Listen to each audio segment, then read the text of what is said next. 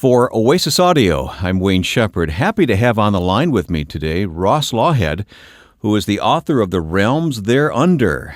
And Ross, I know that you have had a busy day there in England where you live now, and thanks for taking time to talk.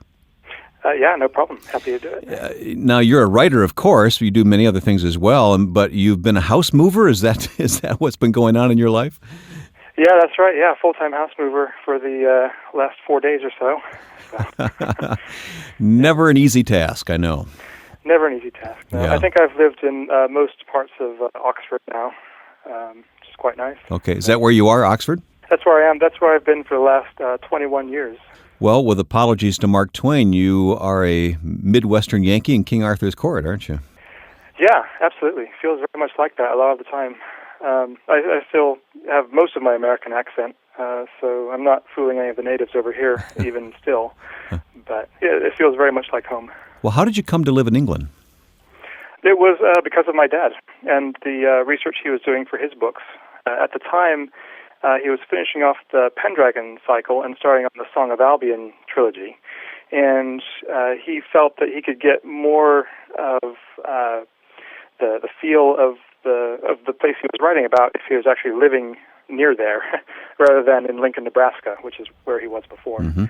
So, when I was about 10 years old, we upped sticks and moved over to Oxford. Haven't looked back, really. For those who don't know, your father is Stephen Lawhead.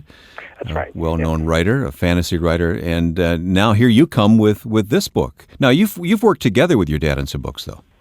I have, quite a while ago. Yeah, only one of those was published, even though we collaborated on 3 for various reasons. Only the first one was published. But I was quite happy with it, and it was a lot of fun writing with him.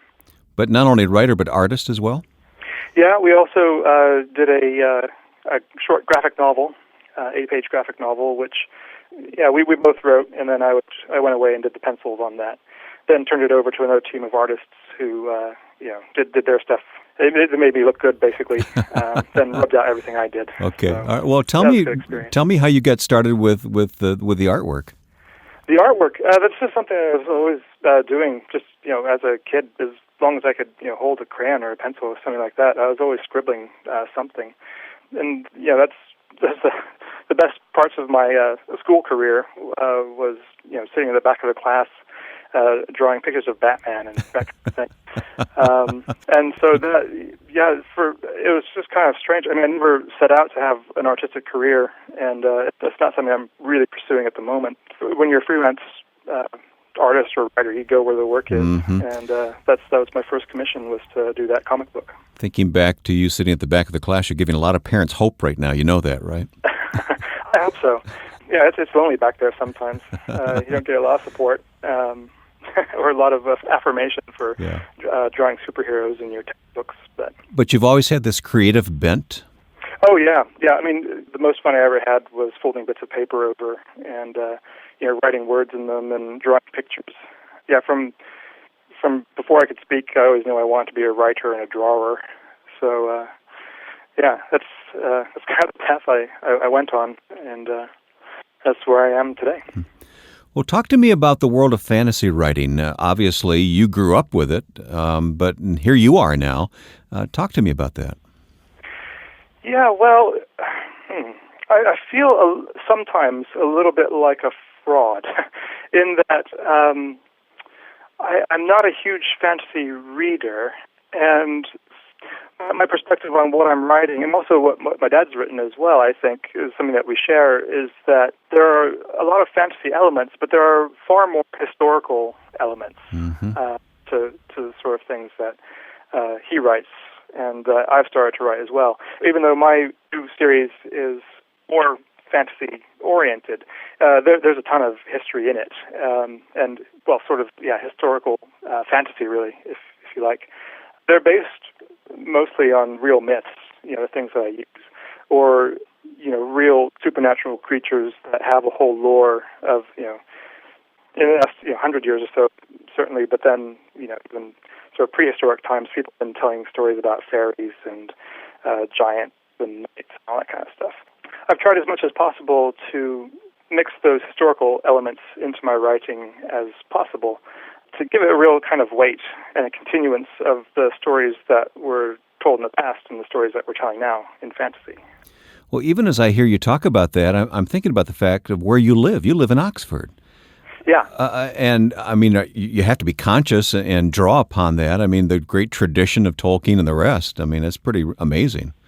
Yeah, absolutely. And I think that's what Tolkien was doing when he created his world, was he was using a lot of those, for him, I think a lot of Scandinavian elements, a lot of Finnish myths, and, even some Old English stuff, which is the stuff that I'm really passionate about right now.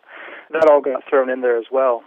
And, where his differs kind of from mine, I guess, is that he did create a whole world and a whole other language, whereas I'm setting mine in this world. But the aspect that really excites me about the story that I'm writing at the moment, and I'm halfway through the second book now, is the idea of the world that's underneath our own world, the world that we sometimes think we catch glimpses of, or that we feel is kind of behind things, moving things. That's what really kind of, attracts me to tell a story in the way I did. Still, you must be very imaginative. What do you do to feed that and to develop that? I go to my source material. I kind of got onto reading stuff like Beowulf and some of the Scandinavian sagas, the Icelandic sagas in particular, which are very interesting because they were written at a time just when the old ways were starting to be forgotten. And the aim was to preserve the good and heroic things of the past for the future. And they're written by monks, usually record that way. I just got more and more drawn to those and what was the meaning and the discussion in those. Extent I actually took a couple courses here at the university to learn Old English and Old Norse as well, just so I could get even closer to the way that they thought about the world and life and the supernatural and the natural and how all that kind of mixed for them. I thought that was fascinating to me. That's interesting because I was going to ask you about being where you are, if there wasn't ways that you could kind of capitalize on that. It sounds like you are. Yeah, as much as possible. There's great museums as well. There's a museum called the Pitt Rivers Museum, which is just chock-a-block with all sorts of stuff. They have American Indian totem poles and samurai armor and mummified cats, shrunken heads, all sorts of stuff. They even have a witch in a bottle, which I've decided to put in book 2. Okay. There's a scene with that. A little hint of what's to come? Sure. Yeah, I mean, it's hard to make this stuff up. But this is just, the stuff that's here in Oxford, and you can go in and see it for free.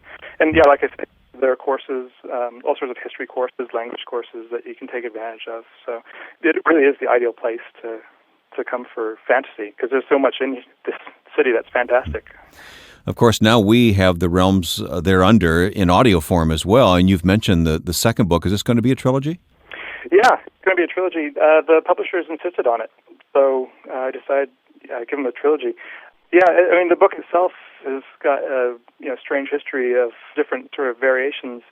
Yeah, I mean, it went from being a 1-book tale to a 5-book tale and then a 3-book tale. Yeah, I'm really happy with the publisher and the way that they challenged me to really develop the world. Whereas it was going to be some very much shorter books, I felt that for what they wanted for the fantasy market was to really develop the world and all the different aspects and corners and implications of what I've created, which I think is best for fantasy readers who do like that immersive experience. Well, Ross, is this like other fiction writing? I mean, do you do character development ahead of time and plot outlines and all that, or is it kind of self-discovery? For me, it's both, and it needs to be both. Every writer is different, and I try to go away from being prescriptive when I talk to other writers about what they should do. But for me, I have to have the ending in mind for the last book and also for the end of the first book. But then within that, I like to leave as much to be discovered along the way as possible. And sometimes I'll end up in a completely different place. I'll find a new ending along the way. But I always have to have some place that I'm aiming towards to help me choose the path to get there. You have already alluded to some, but who are some of your other literary heroes, people that have influenced you? Literary heroes. For this book, I was looking to some more English modern fantasy writers, like Neil Gaiman in particular, Susanna Clarke, who did the Jonathan Strange and Mr. Norrell book.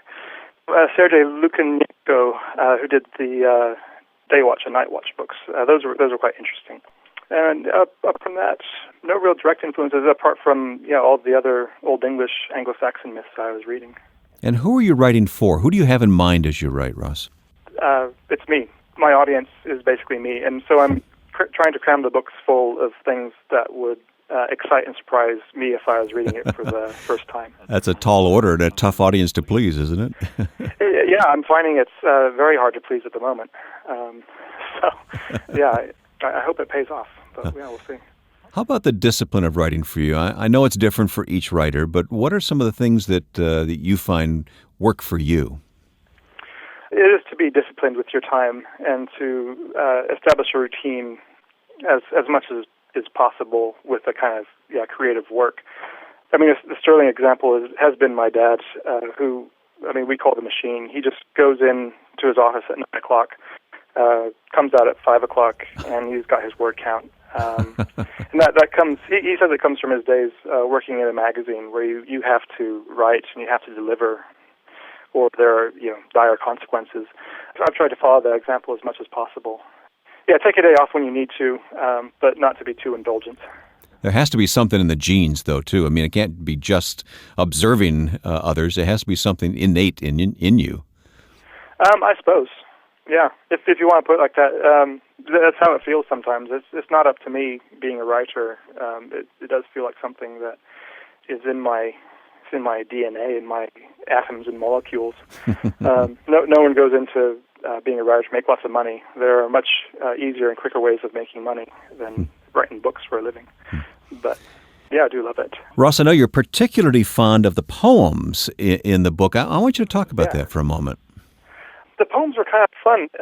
Again, this is an instance of me writing something that I'd like to read. I'm a huge fan of poetry, and that's a huge part of also the lore that I'm drawing on with the Old English and Anglo-Saxon writings. Is a great deal of it is in poetic form, and so I've tried to bring the kind of feel and the ambiance and also the playfulness of that poetry into the book. And it was something that was incorporated into their lives on a very fundamental level. It was their entertainment, is what they had instead of TV or theater. They'd, all sit around and recite poetry and songs to each other. And so I felt that was important to put into the book as well. Maybe it comes easy for you, but it has to be a challenge. I mean, that's a different language, isn't it? Oh, yeah, sometimes literally a different language. And it's a different way of thinking, and so it can be quite fun. It does play to the kind of mathematical side of my head, which I do have, which I think is kind of odd for creative people, but it's a huge help in writing poetry, which has the meter and it has rules for it. So I'd love to see a kind of poetic revolution rise up, and start to see more epic ballads, long narrative poems, that kind of thing, like they used to have a couple hundred years ago. Well, you're doing your part to help encourage that, Ross, so thank you for that part and for this book, The Realms Thereunder, now available in audio form as well from Oasis. Thanks for your time, and I know it's almost lunchtime for me and evening for you, so good evening to you, Ross. And good afternoon to you. Thank you for your time. Thank you. Ross Lawhead, The Realms Thereunder. For Oasis Audio, I'm Wayne Shepherd.